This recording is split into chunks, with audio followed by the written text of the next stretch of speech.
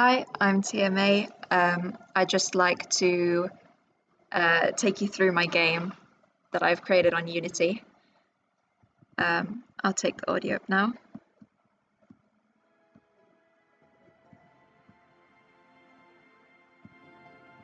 Okay. So I created a lobby room just to let the player know about the controls. For example, to pan the character, you hold left control.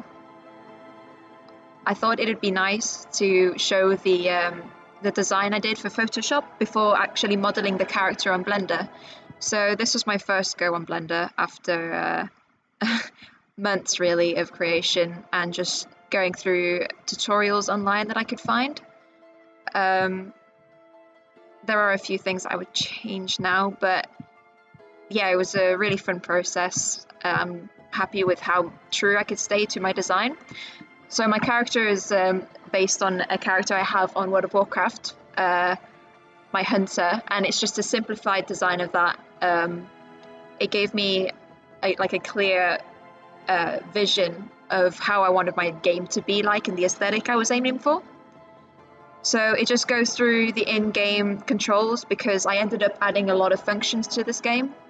I've added a day to night function. I've added camera displays, taking inspiration from Minecraft actually, where how you could have third person, first person displays. This is all third person, but it gives different angles around the character so you can really see all of her.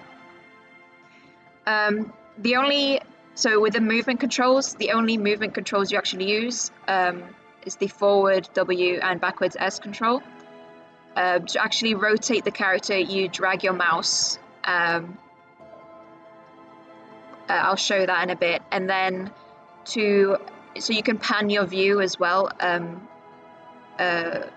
vertically, but that won't move your character up though. I managed to get past that problem. Anyway, let's get to play. So I've coded an audio manager when I was just working on this game, and basically in the animation that I'd created in Blender, I made a step event at each time the foot sort of collides with the ground. So that meant that it doesn't matter how slow I go or if I stop and go, the footsteps will play accordingly, or the audio will play to each event which I coded. So I added a day to night function as well, just because the objective of the game is to collect the arrows, which you can see very clearly now as they glow.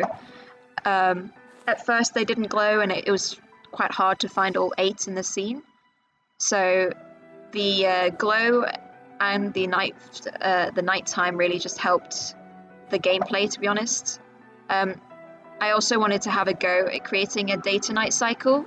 I actually took a lot of inspiration from Minecraft just because I feel they go over some really impactful functions to their game, to such a simple looking game. So yeah.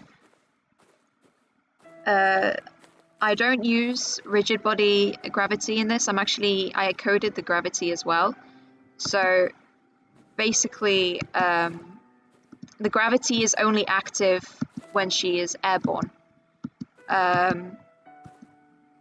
And this just made the movement a lot easier. The only reason why I have a rigid body component on the player character is for optimization.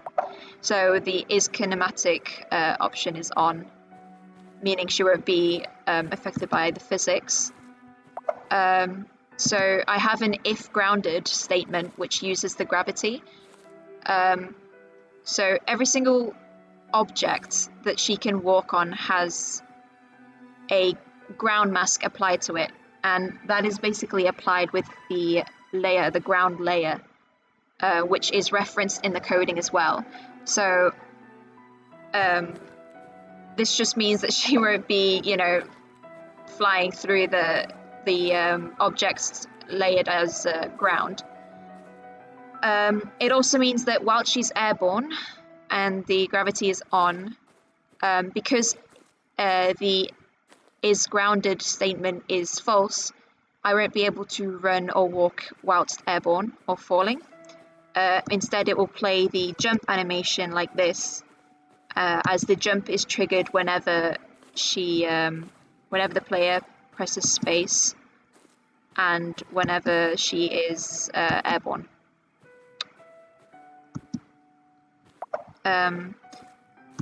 So all of these objects that I can climb on, they have the ground layer on them, so the animations still play when I'm on them. Yep, upon collecting all of the arrows, it triggers the end message, basically hinting towards an expansion of the game that I will hopefully be coding later.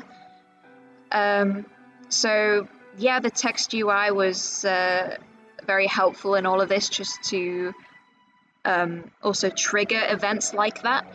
It also meant that I could trigger sounds quite easily with the audio manager, as I already had like trigger functions, if you'd like. So for the arrows, I had a on trigger enter void. So that was all controlled by an if statement, which meant that I could call out that collect sound every time she collects an arrow. And just the end message here, that's also triggered by the count UI reaching 8 or above, so more than or equal to 8, and then it'll trigger this end message and then that little happy noise. Yeah. So yeah, that's my game so far.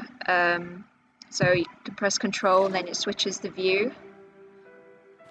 I used post-processing to get the effects like blur and the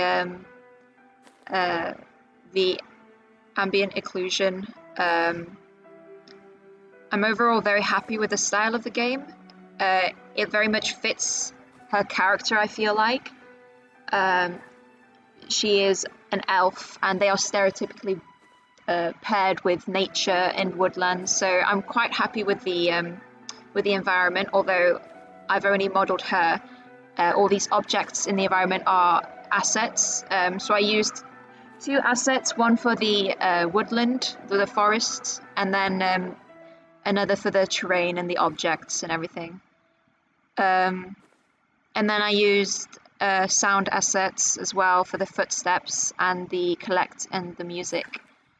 But yeah, I spent over close to 2 months just on the modeling of the character and on Blender and trying to figure out the program.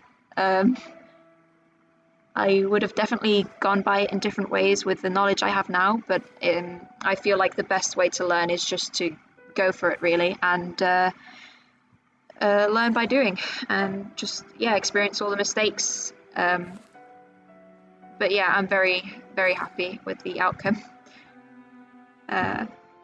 Press escape and it takes you back to the lobby, and you press escape again and then you're out of the game. So yeah, thank you for listening.